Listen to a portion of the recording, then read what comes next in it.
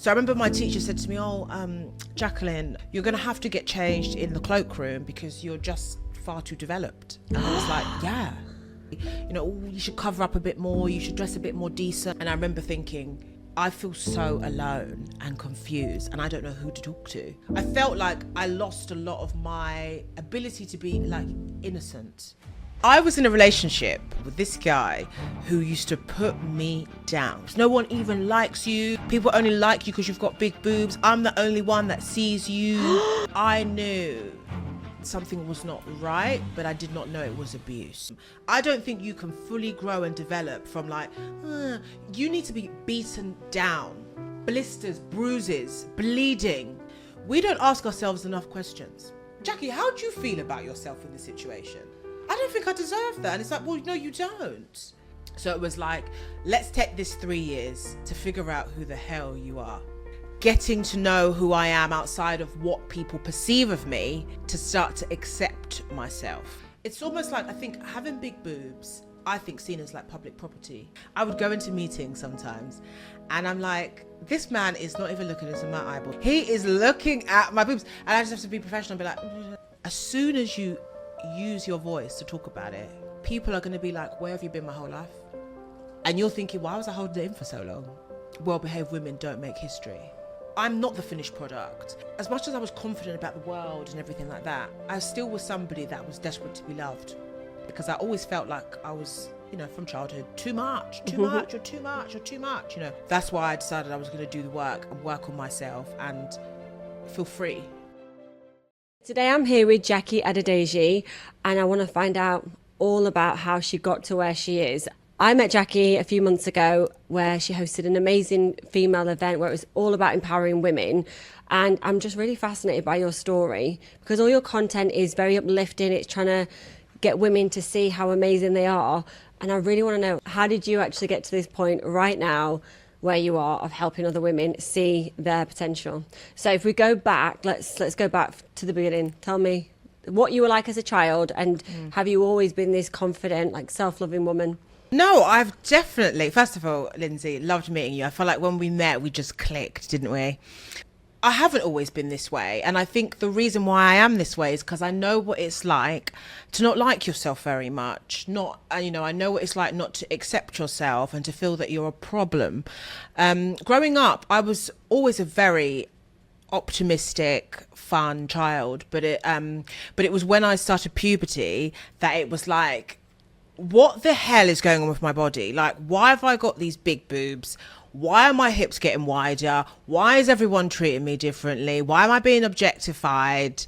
Why am I being criticized? What is this? Houston, we've got a problem.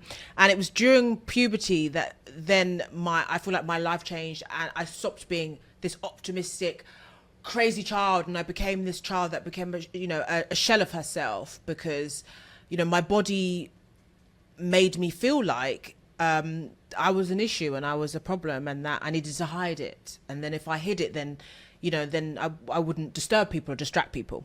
So, I did not wake up like this. Okay, what to be honest, I did not wake up like this. And then, it took me a lot of self-love rituals, getting to know who I am outside of what people perceive of me, to start to accept myself. Because I think it is really hard to love yourself, but for me, it's very important for me to like myself. That's key.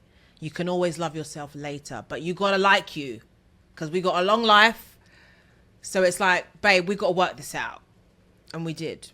Who is Jackie? I'm Jackie. I'm a TV presenter, I'm a writer and a podcaster. So I'm most known for my Channel 4 documentary called My Big Boobs, which launched in May 2023.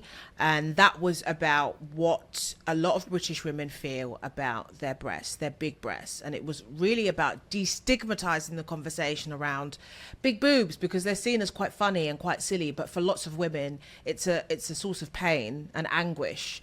And I really wanted to humanize these women as someone who's got 36K and counting, boobs. I wanted to show what it's really like, what it's like on the other side of being the butt of the joke.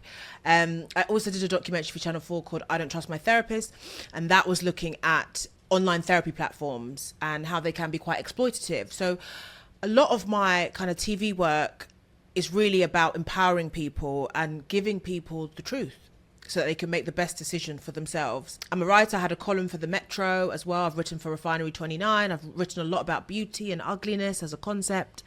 I've also written for the Evening Standard. I used to have a podcast called Boob, which was in collaboration with breast cancer awareness charity called Copperfield, which was about talking to different celebrities about their relationship with their chest. Anton Dex, Michael Bublé's, whatever you want to call them.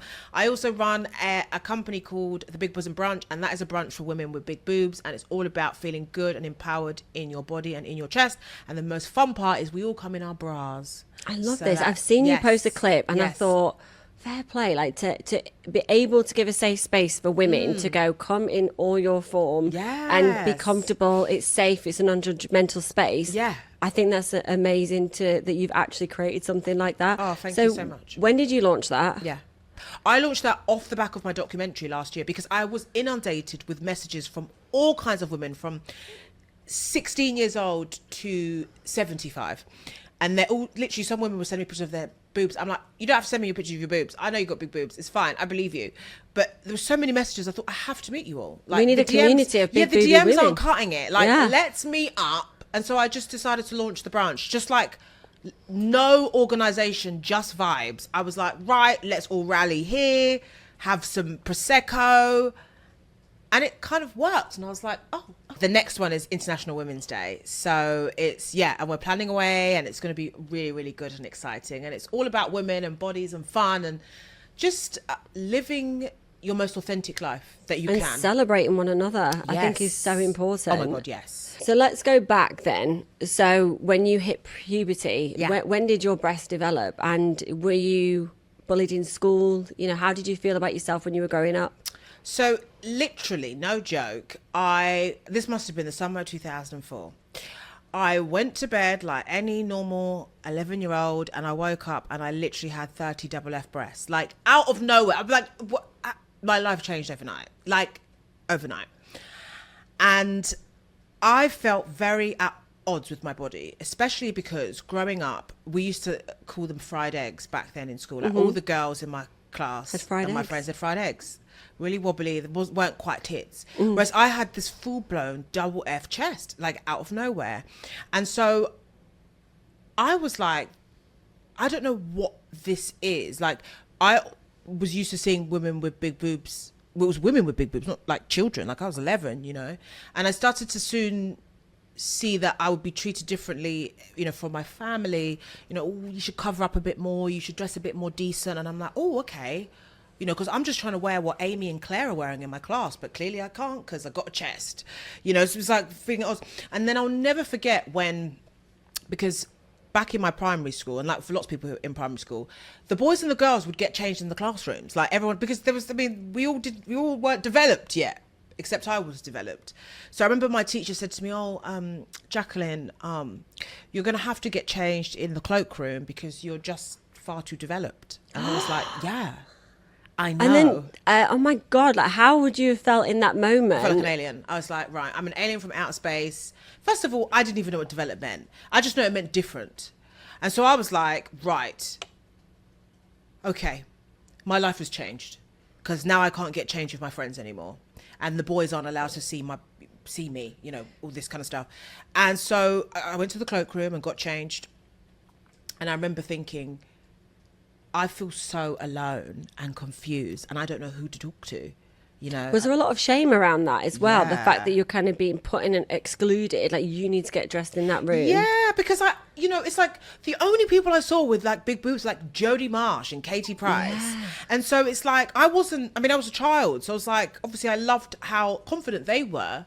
But then I was like, well, I don't know how I feel about, because I couldn't really understand why I had big boobs. I didn't really understand where they came from. Probably your body maybe didn't match your emotional age that, you know, to be able to understand what was actually happening. But then you're forced to what do they call it? Like an adultification. You're forced to grow up really quickly because you have to make sense of your body, because everybody is trying to tell you that it's an issue. So you've got to wake up and be like, right, well, I need to be able to deal with how people perceive me. So it was like that childhood disappeared like that. It was gone. It's like, you're a woman now. You're a woman. And it's like, okay, I have to deal with things like a woman because I'm being treated like a woman, even though I was a child. So how was it with your parents? Did you have an open communication with them to be able to say, hey, this is what's going on with my body? And how did they respond to all that? Oh my God, absolutely not. I mean, my parents, now they're a bit older, they're a lot more lax. But back then, it's like Nigerian parents, like what is dialogue? I mean, it's just like, I just remember just having big boobs and like me and my mum never had this discussion. Like she just sort of looked at me and said, right, let's go to Marks and Spencer's, right? And it's like, okay.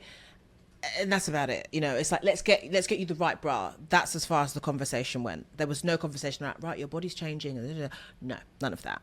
And I think because there was so much, internalized shame, I guess, in terms of sexism, misogyny, and women's bodies and all this kind of stuff, that I think they also felt quite uncomfortable discussing that with me, because they saw it as quite a sexual thing to talk about, when it's not really.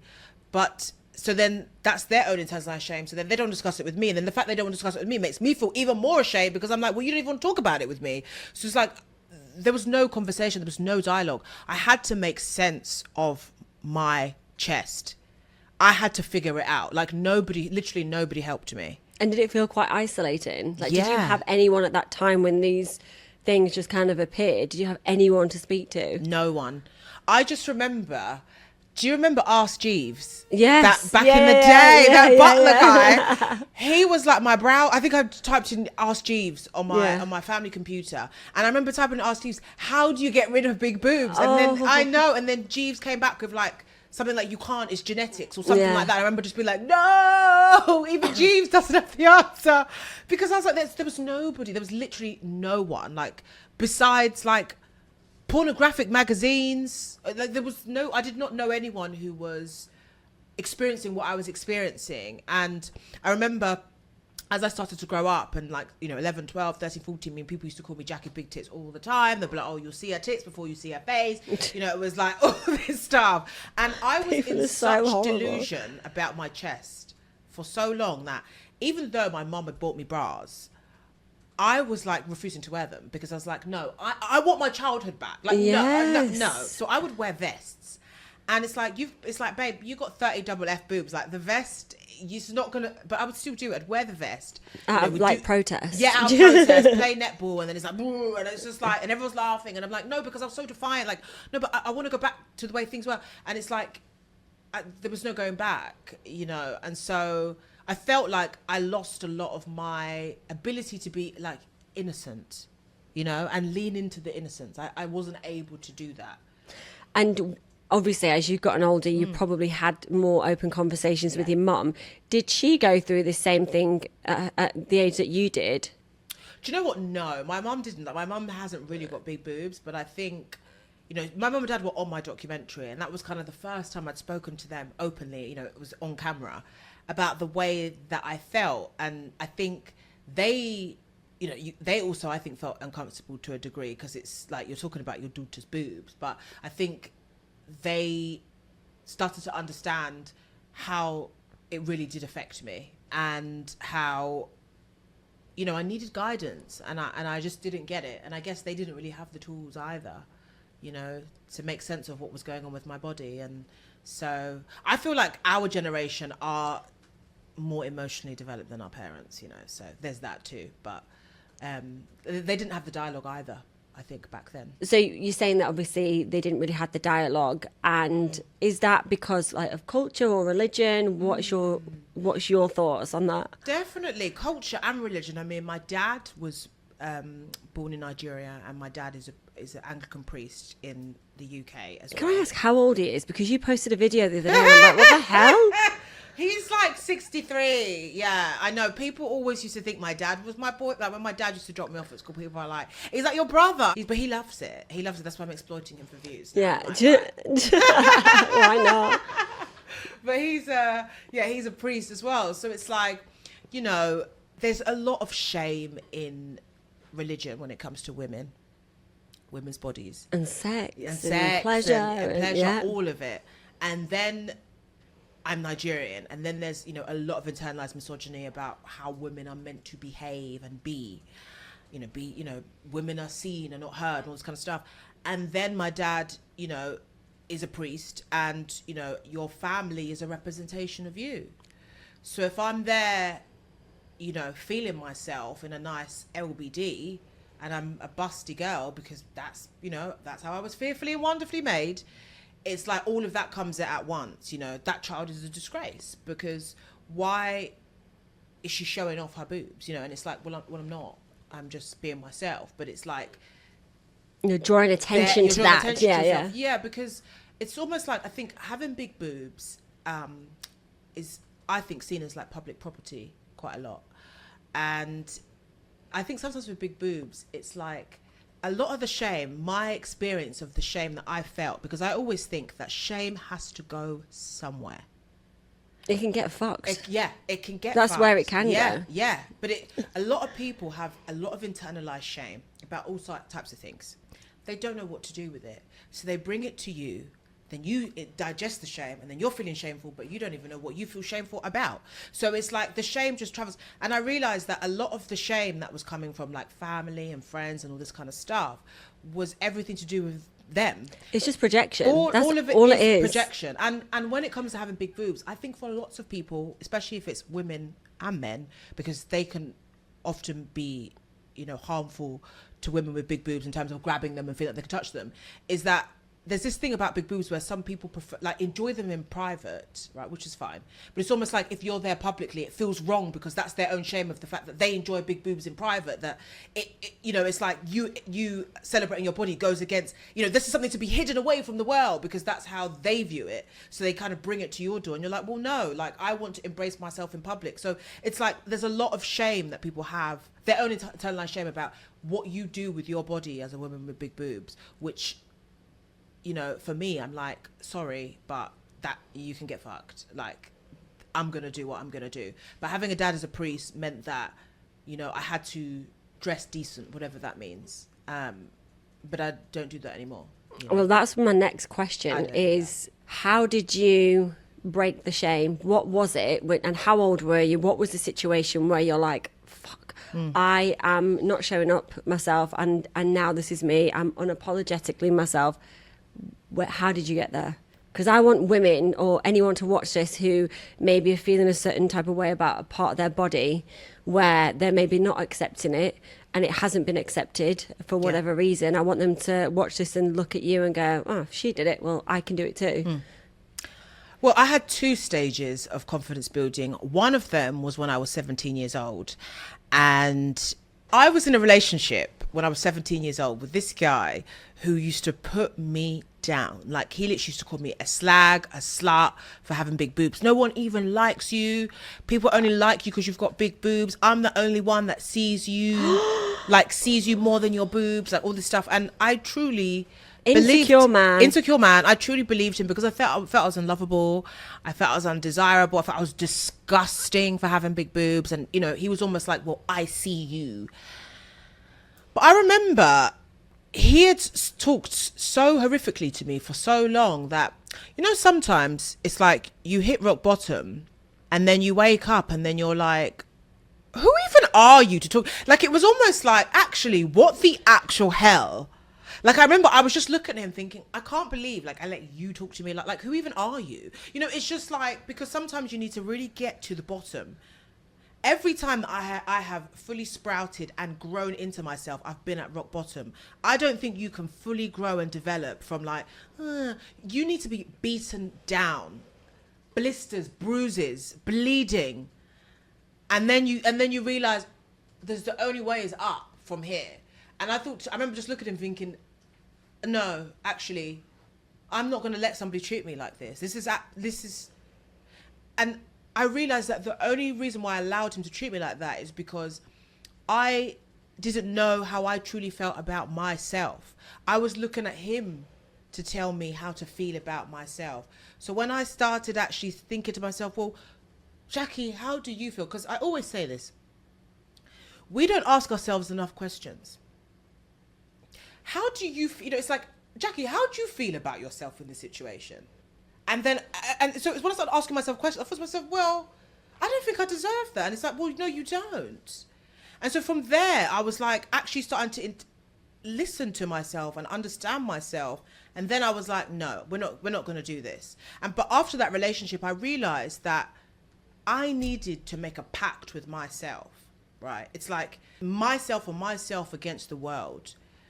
That was my armor. That was my protector. Because it's like, if you look at people to decide who you are and who you should be, you're going to lose every time. Because people are fickle, they change their mind. 1 minute they like you, the minute they don't. So today you like yourself and tomorrow you don't because someone decides that they don't like you. No, you know, it's like I can't put my life in someone else's hands. I need to work out what I want my life to be and how I want to be. And if it will take as much time as it needs to be done. So I had that realization at 17 years old. Then I had it again, but in a different way, from a career perspective. So this was using the shame from having big boobs and turning it into a career. So this was when I was 25. And that's when I decided to actually start what I call addressing the elephant in the room. Can I just go back for a timeline? Sure. So you were in that bad relationship from the ages of 17. To have that wisdom at that age is so good, because that saved you probably a lot of more trauma than you could have had. And then what happened then from 18 to 25? Well, I went to university and, you know, I went to university in Nottingham and I was able to effectively rebrand because it's far away from everyone that knew me, making new friends. So it was like, let's take this 3 years to figure out who the hell you are. And that's what I did. I lived, because I think you need to live to understand who you are. So it's like, I just lived my life. I went to uni. I did various jobs when I was at uni. I lived so I could understand who I am, you know, what I like, what I don't like, you know, gauge how I appear to the world. And so university was a very positive experience for me because What did you study? Broadcast journalism. Okay. But I got to understand who I was for myself. So then when I left university, I felt like I was ready to take on the world because I've done like 3 years of 4 years really of understanding who I am. And so by the time I finished university and I started working, I was like, right, I think I know who I am now. However, I still felt insecure about my body though. But that realization, that sort of change came fully when I was like 25. And To have that insight though, because I've only just like really figured out this last year, I'm like, oh, who am I? And not what everyone's told me that I am, and taking on people's projections and little digs and putting me down. And, you know, so I'm like, oh, right, no one can touch me now because I know who I am. Yes. So I really want people to get to that point in their lives. And I think so many people don't. A lot of people that I've spoken to go, oh, it's an age thing. I completely disagree. I think there's people that go to their grave never sometimes knowing who they truly are. So the fact that you did it in your 20s, wow. But okay, you've left uni, then what? Left university and then I got a job as a receptionist for a TV company, and I absolutely loved it. You know, it was like, that's how I think I started to build my confidence as a person, because of course if you're a receptionist, everyone who comes to that building has to meet you first before you let them through anyway. So it was like I was able to kind of flex the skills that I had accrued during uni and meeting new people all the time and being me and enjoying being me. And through then, I then started working for different TV companies. And then I started pitching to write for the Metro and stuff like that. And then I started to find my voice slowly. And then I realized that the thing that was holding me back was I still felt this discomfort around my chest. I knew that it was this unspoken thing of like, everyone knows you've got big boobs, right? And just because you just know, you know, it's like I would go into meetings sometimes and I'm like, this man is not even looking into my eyeballs. He's not even looking into my retina. He is looking at my boobs. And I just have to be professional and be like, you know. And I was like, I felt powerless, you know, and I was constantly feeling powerless about how they are affecting me, but I feel like I can't talk about them because it's rude. And it's always like sexual and, you know. Yeah. And then I thought, actually, I want to talk about it. And then I did. So I pitched an article to the Metro and it did really well. And it was literally me talking about what it's really like having big boobs. And I had so many messages from so many women being like, oh my God, like this is my experience. And I was like, I found my people. Yeah. You know? And again, it's like, for everything that you're struggling with in your life, as soon as you use your voice to talk about it, people are going to be like, where have you been my whole life? And you're thinking, why was I holding it in for so long? Because so many people, they're waiting for you. They don't quite have the courage or the confidence or the tools to go out and say, right, I'm struggling with. So when they see someone else do it, they think, oh my God, first of all, I'm not alone, but also I can do it too. And that's kind of what I wanted to be, especially as someone who, you know, I'm British Nigerian and, you know, I know about the kind of, you know, misogyny and sexism and the, you know, the control when it comes to women's bodies. And I just thought, no, enough is enough. Like, I don't want anyone to grow up and feel like they're an alien or they're weird or they're a freak. You know, I want people to be able to feel like, you know what, I'm good with my chest, or if I'm not, that's on my terms and not on someone else's. So what I love is the fact that you're creating this community of just empowering women with, you know, who they are and to embrace their bodies. So having a religious, you know, background, your parents, priest, how did they take it when you were like, I'm going to do a booby brunch and we're all going to turn up on our underwear and we're all going to be fabulous? What did they say to that? Did they like, yeah, of course, Jackie, or they like, what are you doing? They get it and they're into it. But what I will say is that even when I started talking about having big boobs, me and my dad would get into a lot of arguments because I would post, because I started to post pictures as well of me like in a swimsuit or me, and I would get within, I don't know, an hour, a screenshot sent to me on WhatsApp from my Instagram and then my dad's like, you know, you really shouldn't be posting pictures like this and this and that and that. And I'm like, but I'm not doing anything, you know. So me and my dad used to get into arguments because I'm like, I'm just being myself. Like, what is the problem here? And so it was like that to the point, you know, 1 minute I blocked my dad off my Instagram, then we're fine, then he's unblocked, then he's blocked, and it became this thing of like, just leave me alone. Like, I'm like living my life. And it was like, you know, I said this the other day, I said, it's good to disappoint your parents, right? Because I'm not living for them, I'm living for myself.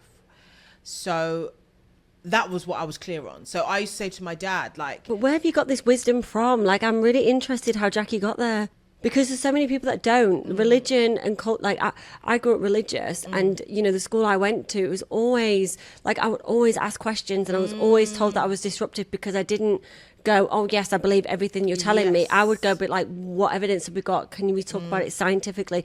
And I'd be told that I was rude, get out of class, and I'm like, all I'm doing is trying to learn. Stop squashing my questions, answer them. That's literally what you're there for. So religion played a huge part of like the shame, I suppose, and again of like women and pleasure and all that for men. I've only just realised it. So where did it come from you? What was your mum's take on it? Would your mum sort of, yes, Jackie, do it, or was she sort of like, we don't do that? The wisdom has come from observation. I have always been, from when I was a child, in awe of women who, quote unquote, behave badly, who disrupt the status quo, who live life by their own rules. You know, one of my favorite quotes, I think it's even my WhatsApp status, well-behaved women don't make history. I've always been in love with women who do that. You know, grew up in the Spice Girls era. You know, I've always been obsessed with women that are like, I'm going to do it my way. But also I think I'm a middle child, and I was left to my own devices quite a lot as a child. I had to grow up quickly anyway, having big boobs, but I also had to grow up a lot quickly because I was a middle child. So I was not getting any attention at all. So it's like, and I also don't have a particular role. You know, you've got the oldest who's the responsible one, the youngest is the one that's coddled, and I was just in the middle. So I think I was always just observing. And I think because I felt so alone as a child, I had to learn to make sense of there's this world that we live in, and then there's the world that I need to create for myself in order to survive and thrive. And that's where it really stems from, is being alone and having to be like, okay, this world, when I'm feeling alone, I don't like it. I want something else. I want more for myself than this. This can't be just it. It was kind of that. And then that's sort of been the thing that has like led me to where I am now. It sounds weird to say this, but I kind of always knew this was going to be my life, because I dreamt it and I wanted a world that was full of boobs. So I made one, you know. It's like I wanted to make the world that I wanted to be in, even though the world I'm currently living in makes me feel like I'm other. Do you know what I'm saying? So it was like that. It's all driven from being alone and being left to your own devices and being like, I'm going to create my own, like, Willy Wonka's chocolate factory of boobs. Like, I'm just going to make it do my own thing, you know? People either get it or they don't, but the people that get it will find me and we'll find each other. You left uni, Yeah. and you had this wisdom. So then talk me through to from uni to now. So, yeah, I left university, got my job as a receptionist, was absolutely loving it. And actually, you know, I ended up for kind of 3 years in a very, you know, what I would describe as kind of emotionally coercive and controlling relationship. Even though I had wisdom, I did not have life experience.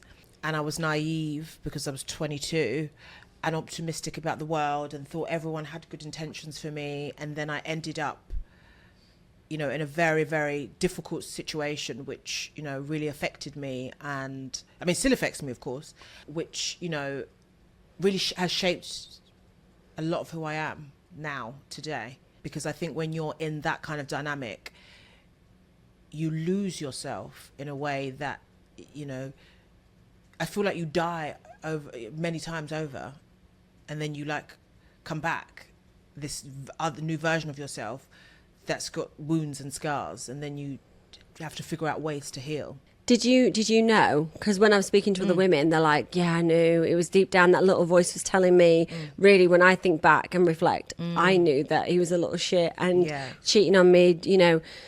But I ignored the red flags. When you look back and you reflect, did you know? But you ignored the signs. I think your gut always knows.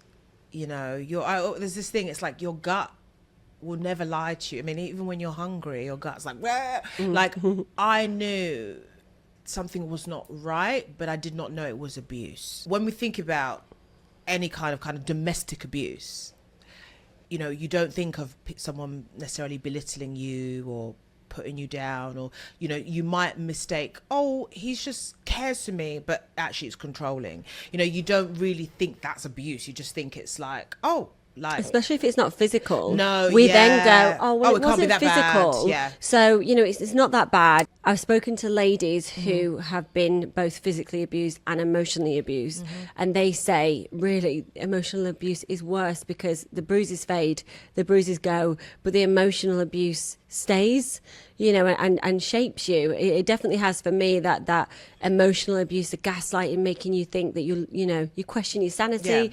And then if they've got like family and friends that will go ahead and support them and lie for them, you feel like you're going insane. And it is the worst feeling that anybody could possibly make you feel. And I would never wish it on anyone. Totally. So it's not surprising that women fall in these relationships and stay in them for so long because it's not physical. So like, if what would you say to any woman that's maybe questioning their relationship, or, oh, it's not physical, like, what do you want to say to those people? I think, do you find yourself doing things that are abnormal to you? So it's like, before you met this person, were you acting in this particular way? Has your behavior changed? Because my behavior changed a lot. I was doing things that I actually found quite revolting, but I was doing it anyway. Like, me as a person found it quite gross, but because I was with this person, I thought, well, he's happy with that. So, you know, and I felt this need to gift him, or, oh, well, because he would like, you know, I started doing things that are very out of character for me. So actually it's like, are you doing things that you know that you're actually not that comfortable with? That's a really strong sign that there is an issue there, because we should be able to say, right, you're doing this thing because you want to, not because you feel that you have to. And I felt like I was doing a lot of things because I felt I had to. I felt like I owed him, right? And that's very key. It's like, if you feel like you owe somebody, chances Obliged are, as well. chances are it's some form of coercion or some type of abuse. And also, I kept a lot of diaries, and that was because I did not trust my own mind. If you're having to keep diaries since you've met this person, then it's likely that there's something wrong in that relationship. Because I did not keep diaries until I met that person. So that was a way of me being able to keep track of, because I was gaslit so much. And then you can go back and go, no, I wrote it down in the moment. That's a really good thing, actually. Yeah. Maybe that is a good point. If you're thinking that at the moment and you're in like this controlling relationship, definitely it might be a good idea to keep a diary. Yeah. So you can keep track, because the brain just misremembers, doesn't it? Yes. And also, a lot of the time, the person who you may be involved with, if they're an abuser, is that when the highs are high, when the lows are low, but when the lows are low, you can't stop thinking about when the highs are high. And it's that thing that keeps you in that cycle, because it's the crumbs. The crumbs that they give to you. They were nice the other day. Oh, but remember when, okay, yeah, maybe they didn't mean it when they, and then you keep using that as a reason to stay. But you know that it's almost like, how I would describe it was, that person was the pain and the relief. It's like, you are hurting me so bad, but I would rather be in pain than not be with you at all, right? Even though I knew it was hurting me. It was like, and again, something else to add is like trauma bonding, and how, I've been in, a lot of different relationships in my life, but that trauma bond was like something I've never experienced. It was like being an addict. Yeah, it was like, I need my fix, right? Which is engaging with that person, knowing they're going to cause me further harm, but I would rather that, and it's like, that's not, and that is the trauma bond. And with some people, the trauma bonding is just what they do. And so you're in this cycle and it's really hard to get out. And so if you find yourself in a dynamic where you're like, this is not me, like, I don't know, then it's likely that you may be in a relationship that's quite abusive. And I think it's really important to write things down, keep diaries, and, read as much as you can. A book I do recommend, it's called Why Does He Do That? And I think every woman should read this book. And it talks about abusers and how you're in an abusive relationship and why abusers abuse in the first place. Because a lot of the time, as victims, as survivors, you think maybe it's me because I X, Y, Z. And that book really looks at how their MO is control. Yeah. If not you, then somebody else. And also, I think the key thing on reflection, I think the key thing for me is, if you're walking on eggshells around people, if you're not able to ask a direct question because you're scared it's the wrong moment, it's not the right time, they're going to kick off, they're going to throw it back to me, and you have to gear yourself up to say something. That's not a healthy relationship. No, that isn't. No. So eggshells, that's not just romantic partners. I'm talking about friendships, family members. If you're walking on eggshells, that is a toxic person in your life that needs to be snips. Yeah, and they make you feel bad for asking simple questions. That is definitely a toxic person, because you then start thinking, well, maybe the question is really like crazy, and then it's actually just a simple question, but because they don't want to answer it, they get in your head, then you stop asking questions, and then you just start taking the abuse. And I realized that a lot of the confusion that people who are survivors and victims of abuse is purposeful to distract you from what they're actually doing, which is abusing you. It's all about confusing you, so you're looking everywhere but at them. 100%. I was in therapy for 2 years. I'm stepping back in therapy now. And that really changed my life. And I was able to educate myself. And to be honest, when I look back at myself from when I was 22 to 25, when I was in that relationship, I think I had, as much as I was confident about the world and everything like that, I think I still was somebody that was desperate to be loved. I was desperate. We all are. Yeah, I was desperate for someone to be like, I accept you. I mean, I accepted me, but it's always nice for someone else to be like, oh, okay. And that person was, I felt was very accepting of me, because I always felt like I was, you know, from childhood, too much, or too much. You know, my dad always says, like, having you as a child is like having 3 children all at once. You know, I always felt like I'm too much. So you meet someone and they're like, you know, obsessed with you almost. You're like, oh my God, like, you know, you're like, this is my childhood wound. It's like being healed. You're the plaster to my childhood wound, right? And it's like, and it's almost like they know that's what you need. And then, but now I realize, you know, I fell prey to that because, you know, I had low self-esteem and I was young. But now, looking back, I can see the signs, you know, like clear as day. But to be honest, what I will say is this, is that sometimes when you are in your, because this is what happened to me, when you're in your happiest moment in your life, that is when the thing that happened to you that you've not dealt with will rear its head, because you cannot out-achieve your way out of what's happened to you, whatever trauma that you faced. And for me, it was important for me to acknowledge that that's what happened to me, because the longer I ignored it, it would follow me for the rest of my life, and I didn't want it to. So that's why I decided I was going to do the work and work on myself and, you know, really acknowledge what had happened to me and feel free. What are you doing now, and what's your sort of aim to do for yourself and for the community of, you know, that you're building? I think my aim for this sort of next chapter of my life is to allow myself time to not be okay and also to rest, because so much of what we do is so public facing. Like, you know, as you said at the beginning of the podcast, you know, when you see me on Instagram, I'm always uplifting people, which is me. But there's also a side of myself that I'm actually like, you also need to give yourself time to rest, because so much of what we do is giving advice, giving this, giving that.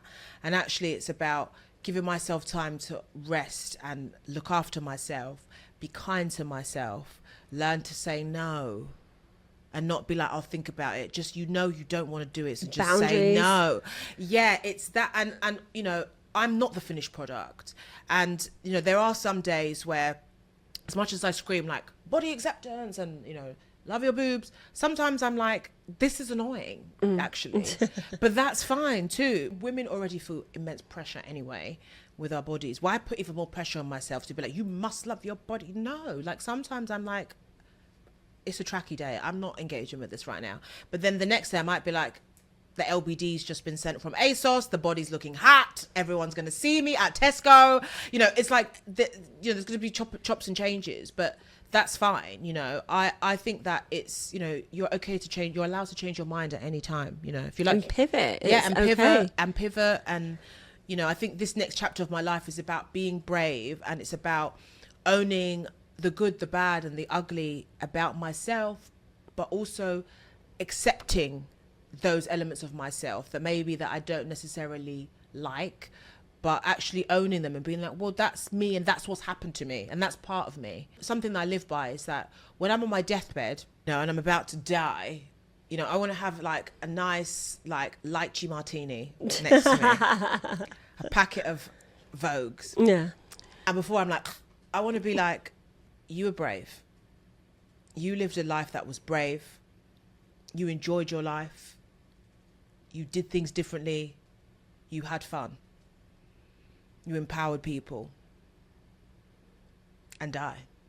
Right? I want to look back at my life and think, yeah, babe, you did that shit. You know, that's how I want to live. There's a book that I really recommend that people should do. It's called The Artist's Way by Julia Cameron. And it's a workbook, and it's fantastic, and it's about unleashing your inner artist. Lots of people, celebrities, have read the book, and it's helped them see themselves as artists rather than products. She talks about, you know, looking at your life from when you're 80 years old. What do you want to see? Oh, and what do you want to look back and see of your life? And it's like, that's how I want to live my life. I want to look back at every stage of my life and think, yeah, that was great, did this, not so great. Whether good or bad, that's just living, you know. That's kind of how I want to live my life, as if a life that my 80-year-old self would be like, yeah, I'm glad you did that, actually. It was kind of painful, but that was great. Then have my lychee martini and then die. And then get off your pop. Yeah, and then just be like, peace, guys. So peace out. Yeah, because I think the work, you know, people are like, do the work. I think living is the work. Mm-hmm. Yes. Living is the work. So, because living is hard, living is also suffering. So it's like, if we can live and suffer and do all these things, then we're doing the work. So, you know, I want to continue to live and, you know, make a life that I'm proud of and empower people, but also be kind to myself all in the same breath. And that's really hard to do, but I'm going to try. Jackie, thank you so much. I've really enjoyed listening and getting to know you on a deeper level. So thank you so much. Thank you, Lindsey, for having me. This was so much fun. Thank you.